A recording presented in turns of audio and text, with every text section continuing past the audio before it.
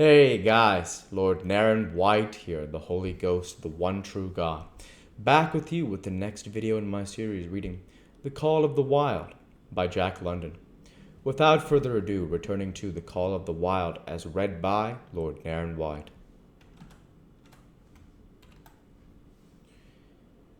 Three very good dogs, Francois told Perrault. Dat Buck, him pull like hell. I teach him quick as anything. By afternoon, Perrault, who was in a hungry to be on the trail with his dispatches, returned with two more dogs. Billy and Joe, he called them. Two brothers and two huskies both. Sons of the one mother though they were different as they lay day and night. One fault was his excessive good nature.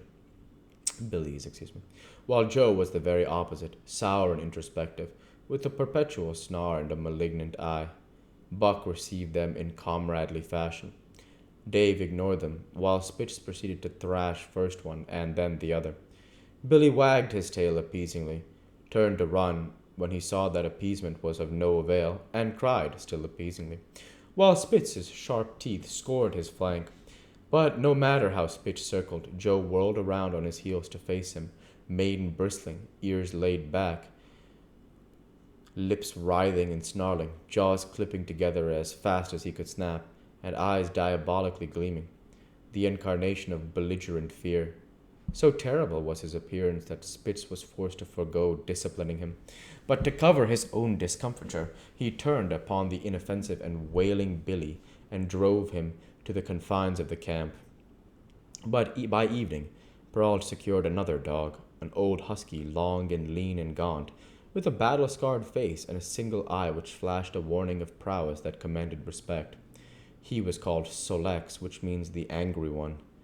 Like Dave, he asked nothing, gave nothing, expected nothing, and when he marched slowly and deliberately into their midst, even Spitz left him alone.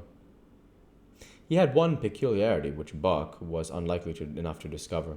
He did not like to be approached on his blind side. On this offense, Buck was unwittingly guilty, and the first knowledge he had of this indiscretion was when Solex whirled upon him and slashed his shoulder to the bone for 3 inches up and down. Forever after, Buck avoided his blind side, and to the last of their comradeship had no more trouble. His only apparent ambition, like Dave's, was to be left alone, though, as Buck was afterward to learn, each of them possessed one another and even more vital ambition. That night, Buck faced the great problem of sleeping. The tent, illumined by a candle, glowed warmly in the midst of the white plain, and when he, as a matter of course, entered it, both Perrault and Francois bombarded him with curses and cooking utensils, till he recovered from his consternation and fled anonymously into the outer world. A chill wind was blowing that nipped him sharply and bit with especial venom into his wounded shoulder. He lay down on the snow and attempted to sleep, but the frost soon drove him shivering to his feet. Miserable and disconsolate, he wandered about among the many tents, only to find that the one place was as cold as another. Here and there, savage dogs rushed upon him, but he bristled his neck hair and snarled, for he was learning fast, and they let him go his way unmolested. Finally, an idea came to him. He would return and see how his own teammates were making out. To his astonishment, they had disappeared. Again, he wandered about through the great camp looking for them, and again he returned. Were they in the tent? No, that could not be, else he would not have been driven out. Then, where could they possibly be? With drooping tail and shivering body, very forlorn indeed, he aimlessly circled the tent. Suddenly, the snow gave way beneath his 4 legs, and he sank down. Something wriggled under his feet.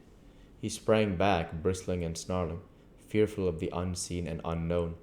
But a friendly little yelp reassured him, and he went back to investigate. A whiff of warm air ascended to his nostrils, and there, curled up under the snow in a snug ball, lay Billy. He whined placatingly, squirmed and wriggled to show his good will and intentions, and even ventured as a bribe for peace to lick Buck's face with his warm, wet tongue.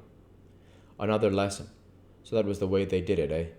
Buck confidently selected a spot, and with much fuss and waste effort, proceeded to dig a hole for himself. In a trice, the heat from his body filled the confined space, and he was asleep. The day had been long and arduous, and he slept soundly and comfortably, though he growled and barked and wrestled with bad dreams. Nor did he open his eyes till roused by the noises of the waking camp. At first, he did not know where he was. It had snowed during the night, and he was completely buried. The snow walls pressed him on every side, and a great surge of fear swept through him. A great surge. The fear of the wild thing for the trap. It was a token that he was harking back through his own life to the lives of his forebears, for he was a civilized dog, and an unduly civilized dog, and of his own experience knew no trap, and so could not of himself fear it. The muscles of his whole body contracted spasmodically and instinctively. The hair on his neck and shoulders stood on end, and with a ferocious snarl he bounded straight up into the blinding day, and the snow flying about him in a flashing cloud. Ere he landed on his feet, he saw the white camp spread out before him, and knew where he was, and remembered all that had passed from the time he went for a stroll with Manuel to the hole he had dug for himself the night before. A shout from Francois hailed his appearance. "What I say?" the dog driver cried to Perrault. "That buck for sure learn quick as anything." Perrault nodded gravely.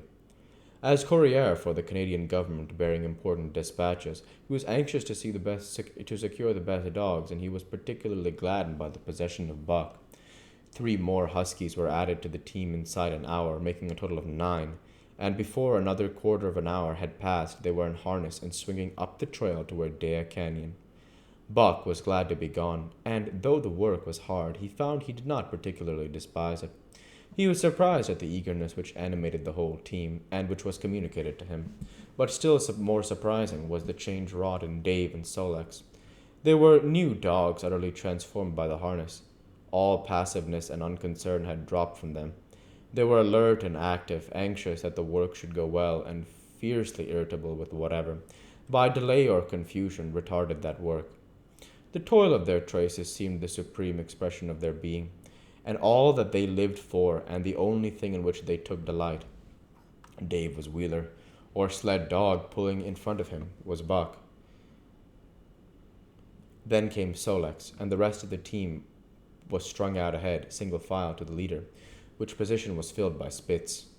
Buck had been purposely placed between Dave and Sol-leks, so that he might receive instruction. Apt scholar that he was, they were equally apt teachers, never allowing him to linger long in error, and enforcing their teaching with sharp teeth. Dave was fair and very wise. He never nipped Buck without cause, and he never failed to nip him when he stood in need of it. As Francois's whip backed him up, Buck found it to be cheaper to mend his own ways than to retaliate. Once, during a brief halt, when he got tangled in the traces and delayed the start, both Dave and Sol-leks flew at him and administered a sound trouncing. The resulting tangle was even worse, but Buck took good care to keep the trances clear thereafter, and ere the delay was done.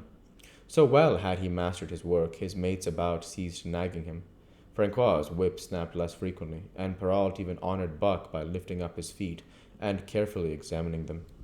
It was a hard day's run up the canyon, through sheep camp past the scales and the timber line, across glaciers and snow drifts hundreds of feet deep, and over the great Chilkoot divide, which stands between the salt water and the fresh, and guards forbiddingly the sad and lonely north. They made good time down the chains of lakes which fills the craters of extinct volcanoes, and late that night pulled into the huge camp at the head of Lake Bennett, where thousands of gold seekers were building boats against the break-up of the ice in the spring. Buck made his hole in the snow and slept, the sleep of the exhausted just, but all too early he was routed out in the cold darkness, harnessed with his mates to the sled. That day they made 40 miles, the track being packed, but the next day, and for many days to follow, they broke their own trail, worked harder, and made poorer time. As a rule, Perrault traveled ahead of the team, packing the snow with webbed shoes to make it easier for them. Francois, guiding the sled at the G-pole, sometimes exchanged places with him, but not often. Perrault was in a hurry, and he prided himself on his knowledge of ice, which knowledge was indispensable, for the fall ice was very thin, and where there was swift water, there was no ice at all. We'll go ahead and stop there for this week.